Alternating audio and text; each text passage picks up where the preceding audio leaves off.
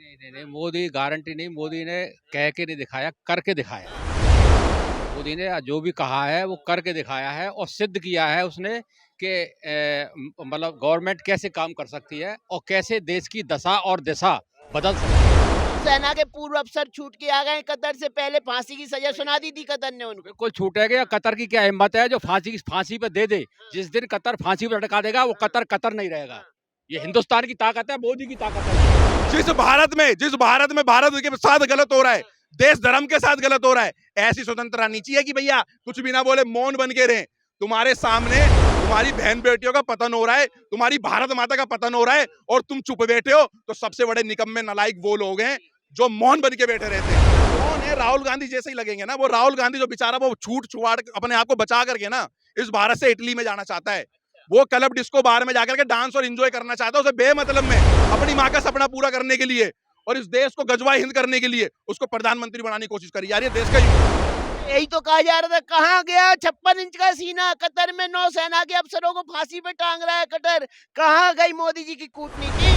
कूटनीति दिख रही है? सर दिखा तो दिया 56 इंच का सीना। और अभी आप देखते जाइए 2024 के इलेक्शनों के बाद क्या क्या 56 क्या कितने इंच का सीना इनका दिखाएगा और कितने इनके सीने फाड़ेगा। वो मोदी है, समझ रहे हैं? वो मोदी है, वो कुछ भी कर सकता है। वही कश्मीर था, हमारे सैनिकों पे पत्थरबाजी हुआ करती थी। आज तुम पत्थर बांध के दिखाओ, आज पत्थर अपने घर के बाहर भी रख के दिखाओ। तुम्हें ना शूट कर दिया तो फिर बोलना मोदी जी। पहले रिमोट वाला प्रधानमंत्री था, फोन करके पूछना पड़ता था जी हमारे 3 सैनिक मर गए, शहीद हो गए, हम क्या गोली मारे? वो कहता था रुको अभी हम फोन करके पूछते इंटीरियो से। वो अपने बेटे के साथ वो प्लेन में हेलीकॉप्टर के अंदर वो बर्थडे बना रही होती थी फिरोज खान के पोते का। कहा जाता है बीजेपी की लीडरशिप बोलती है मोदी है तो गारंटी, तो गारंटी है कि मौखिक गारंटी? सर गारंटी ना होती तो राम मंदिर आता, गारंटी ना होती तो 370 हटता, गारंटी ना होती तो आज हमारा देश तीसरे नंबर पे आने वाला है, वो होता। वोट वाला प्रधानमंत्री, लेकिन विपक्ष तो बोलता है ईवीएम वाला प्रधानमंत्री, ईवीएम से चुन के आ रहा है। सर वो न्याय यात्रा निकालने वाला 1300 करोड़ से ऊपर का बजट लेके चल रहा है। अबे तुम ईवीएम क्यों नहीं हैक करा लेते? तुम ईवीएम हैक क्यों नहीं करा रहे? तुम 1300 करोड़ से ऊपर का बजट लेके राम मंदिर को बोल रहे थे हॉस्पिटल बनवा दो। अबे तू 1300 करोड़ से ऊपर का बजट लेके जो तेरे बाप दादों ने भारत तोड़ा, तुम न्याय यात्रा निकाल रहे हो। तू क्यों नहीं हॉस्पिटल बनवा देता? तू क्यों नहीं ईवीएम हैक करवाया था? तू तो कहां से पढ़ा हुआ है? और मोदी जी को ये अनपढ़ बोलते हैं, मोदी जी हैक करवा रहे हैं, पढ़े लिखे ये गवार है ना। अभी तक तो देश के लोगों की गारंटी, देश के लोगों में रहने वालों के लिए गारंटी थी और मोदी जी ने भारत के लोग जो विदेश में रह रहे उनको भी अपनी गारंटी दे दी कि भैया तुम विदेश में भी रहोगे तब भी जो है क्या कहते हैं कि हम यहीं से बैठे बैठे तुम्हारी सारी सुरक्षा का ध्यान रखेंगे। इससे ज्यादा और क्या गारंटी हो सकती है?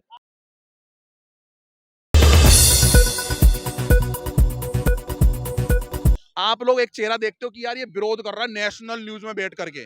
भाई भाजपा का विरोध हो रहा है, मोदी का विरोध हो रहा है, योगी का विरोध हो रहा है। भाई पहले उस जो बैठ करके जो वहां पर भौंक रहा है या बोल रहा है, मैं तो कह दूंगा भौंक रहा है वो, क्योंकि वो पैसे लेके भौंक रहा है। जो बोलता है ना वो बिन पैसे ले बोलता है, वो सच बोलता है। वो पीछे से एक ना पूरा नेरेटिव सेट करके आते हैं, लिखी हुई चीज को आकर के बोलना पड़ता है। जो भारत के लोगों को तोड़ने का काम करते हैं, भारत तोड़ने का काम करते हैं। उनकी कितनी औलादे सेना में है, उनकी कितनी औलादे धरातल पे काम कर रही है, आप खुद देखो। वो सब के सब पेड वर्कर हैं। क्या वो 9 सैनिक लौट के आ रहे हैं, सेना के अफसर लौट के आ रहे हैं, फांसी की सजा से माफी लेकर अब वापस आ गए कतर से? तो अब ऐसे में माहौल तो भाई प्रशंसता का होना चाहिए, उत्सव का माहौल होना चाहिए। तो विपक्ष के अंदर वो उत्सव का माहौल क्यों नहीं? क्या वो नौसेना के अधिकारी विपक्ष के से कोई संबंध नहीं रखते थे, देश से कोई संबंध नहीं रखते थे? भाई वो समझे ना जो विरोध कर रहे हैं इस चीज का। अब ये जो मुद्दा बनाते हैं, देखो इन्हें चाहिए मुद्दा। ये तो वो समझे ये लोग इस टॉपिक के ऊपर जो लोग कहते थे कि भाई सर्जिकल स्ट्राइक हो ही नहीं है।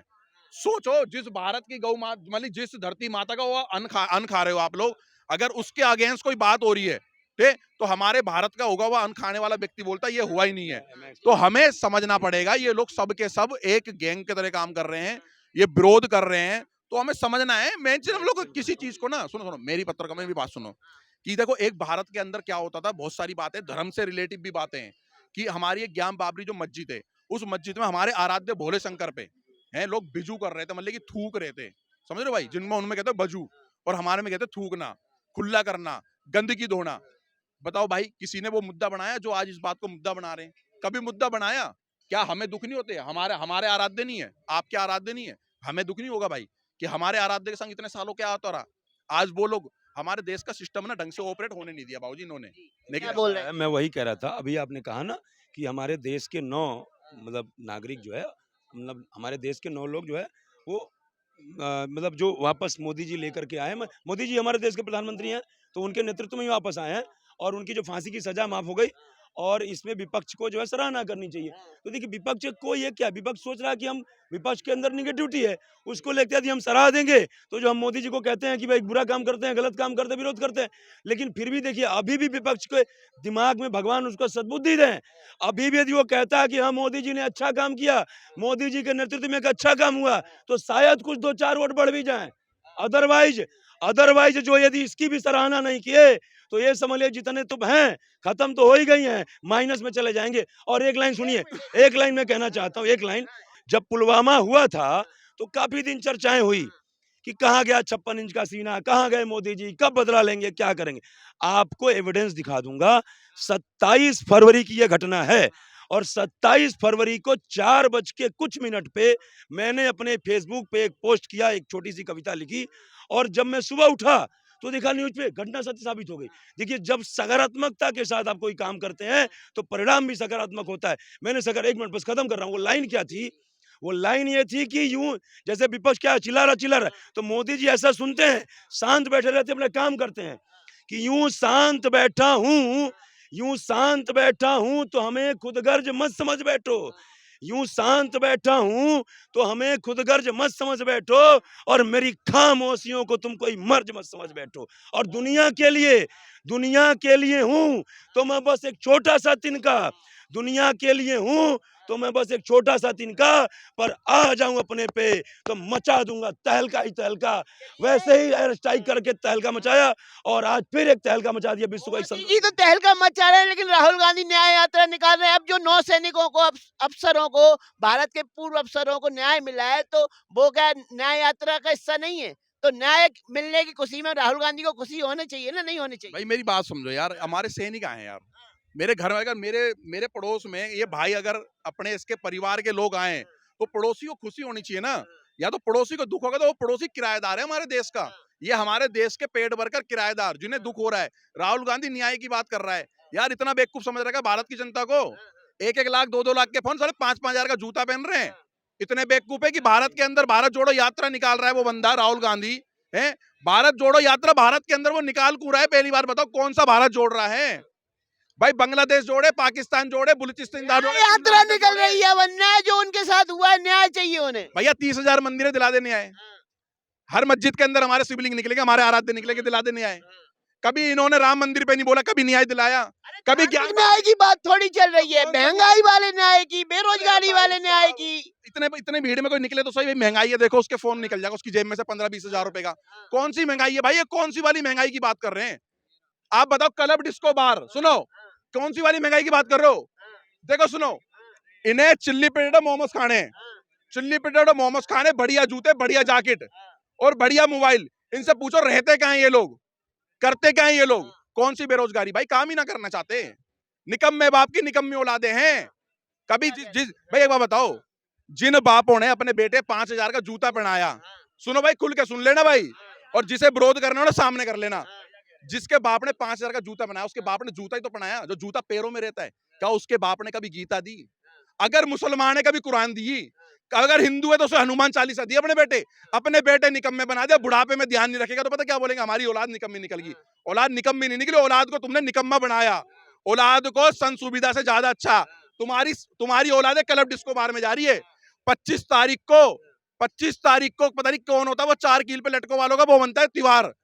मैं कह रहा हूं भारत में 3 दिन तक जाम नहीं टूटा, पहाड़ों का, हिल स्टेशनों का जाम नहीं टूटा 3 दिन तक। कौन है ये लोग? कहां से आए? कौन महंगाई की बात करता है? धार्मिक स्वतंत्रता है, सबको स्वतंत्रता है, त्योहार मनाने की भी स्वतंत्रता है, जश्न मनाने की भी। जिस भारत में भारत के साथ गलत हो रहा है, देश धर्म के साथ गलत हो रहा है, ऐसी स्वतंत्रता नहीं चाहिए कि भैया कुछ भी ना बोले, मौन बन के रहे। तुम्हारे सामने तुम्हारी बहन बेटियों का पतन हो रहा है, तुम्हारी भारत माता का पतन हो रहा है और तुम चुप बैठे हो। तो सबसे बड़े निकम्मे नालायक वो लोग हैं जो मौन बन के बैठे रहते हैं। ऐसे लोग नहीं चाहिए हमें, मेरी सीधी बात है। और सुन लो भाई एक बात, तो न्याय यात्रा सफल होगी कि नहीं राहुल गांधी की? कौन है? राहुल गांधी जैसे ही लगेंगे ना, वो राहुल गांधी जो बेचारा वो छूट छुआड़ अपने आप को बचा करके ना इस भारत से इटली में जाना चाहता है, वो क्लब डिस्को बार में जाकर के डांस और एंजॉय करना चाहता है, उसे बेमतलब में अपनी माँ का सपना पूरा करने के लिए और इस देश को गजवा हिंद करने के लिए उसको प्रधानमंत्री बनाने की कोशिश करी यार। ये देश का के नौसेना अफसरों को न्याय मिल गया कतर से और राहुल गांधी न्याय यात्रा निकल रहे हैं। अब इस न्याय के बारे में राहुल गांधी ट्वीट क्यों नहीं कर रहे हैं? क्यों सरकार की तारीफ नहीं कर रहे हैं न्याय मिलने पे? कुछ एक तरफ न्याय यात्रा निकाल रही है, जब न्याय यात्रा निकाल रहे हैं तो न्याय की तारीफ भी तो होनी चाहिए। जिसके दादा परदादाओं ने भारत तोड़ा हो वो न्याय यात्रा निकाल रहा है। और आप कह रहे हो बेरोजगारी, देखिए बेरोजगार वही है, वो 56 साल का नेता, वो फिरोज खान का पोता 56 साल का, उसको आप कह रहे हो कि वो क्या कहते हैं उसे, वो फिरोज खान का पोता पप्पू खान। और भैया वो जो नौ सैनिक हमारे वापस आ रहे हैं ना, ऐसे नहीं 56 इंच का सीना कहते हैं हमारे प्रधानमंत्री का, ऐसे नहीं जब वो निकलता है तो प्रधानमंत्री उड़ जाते हैं, समझ रहे हैं? वो 56 इंच का सीना वाला प्रधानमंत्री है, वो कुछ भी कर सकता है। तो एक समय यही तो कहा जा रहा था, कहाँ गया 56 इंच का सीना? कतर में नौसेना के अफसरों को फांसी पे टांग रहा है कतर। कहाँ गई मोदी जी की कूटनीति? अब तो कूटनीति दिख रही है। सर दिखा तो दिया 56 इंच का सीना, और अभी आप देखते जाइए 2024 के इलेक्शनों के बाद क्या क्या 56 क्या कितने इंच का सीना इनका दिखाएगा और कितने इनके सीने फाड़ेगा। वो मोदी है, समझ रहे हैं? वो मोदी है, वो कुछ भी कर सकता है। ऐसा राजा, जैसे कहते थे ना, जैसी राजा वैसी प्रजा, आज हमें ऐसा राजा मिला हुआ है। क्या लग रहा है? पहले तो फटे पोस्टर में से नसरुद्दीन शाह निकलता था, अब मोदी जी निकलेंगे। बिल्कुल सर, एक बात बताइए, वही कश्मीर था, वही कश्मीर था, हमारे सैनिकों पे पत्थरबाजी हुआ करती थी। आज तुम पत्थर बांध के दिखाओ, आज पत्थर अपने घर के बाहर भी रख के दिखाओ, तुम्हें ना शूट कर दिया तो फिर बोलना मोदी जी। पहले रिमोट वाला प्रधानमंत्री था, फोन करके पूछना पड़ता था, जी हमारे 3 सैनिक मर गए, शहीद हो गए, हम क्या गोली मारे? वो कहता था रुको अभी हम फोन करके पूछते हैं इंटीरियो से। वो अपने बेटे के साथ वो प्लेन में हेलीकॉप्टर के अंदर वो बर्थडे बना रही होती थी फिरोज खान के पोते का, समझ रहे? पहले उनसे वो कहती थी चलो कर दो थोड़ी सी गोलीबारी, अब नहीं है ये सिस्टम। अब मोदी जी कहते हैं तुम्हारा कोई कंकड़ भी दिख जाए तो उसके घर के बाहर। तो बात मोदी की गारंटी की कहा जाता है, बीजेपी की लीडरशिप बोलती है मोदी है तो गारंटी है कि मौखिक गारंटी है? सर गारंटी ना होती तो राम मंदिर आता, गारंटी ना होती तो 370 हटता, गारंटी ना होती तो आज हमारा देश तीसरे नंबर पे आने वाला है, वो होता क्या? ये देखिए सर, पहले किसके पास फोन, आज देखिए इंटरनेट की सुविधा किसी के पास होती। गारंटी है तो मोदी है तो गारंटी है सर। मोदी है तो गारंटी है, क्या बोलेंगे आप? नहीं नहीं नहीं नहीं, मोदी गारंटी नहीं, मोदी ने कह के नहीं दिखाया, करके दिखाया है। मोदी ने जो भी कहा है वो करके दिखाया है और सिद्ध किया है उसने कि मतलब गवर्नमेंट कैसे काम कर सकती है और कैसे देश की दशा और दिशा बदल सकती है। अब नौसेना के पूर्व अफसर छूट के आ गए कतर से, पहले फांसी की सजा सुना दी थी कतर ने उनको। बिल्कुल छूटेगा। कतर की क्या हिम्मत है जो फांसी पे दे दे? जिस दिन कतर फांसी पे लटका देगा वो कतर नहीं रहेगा।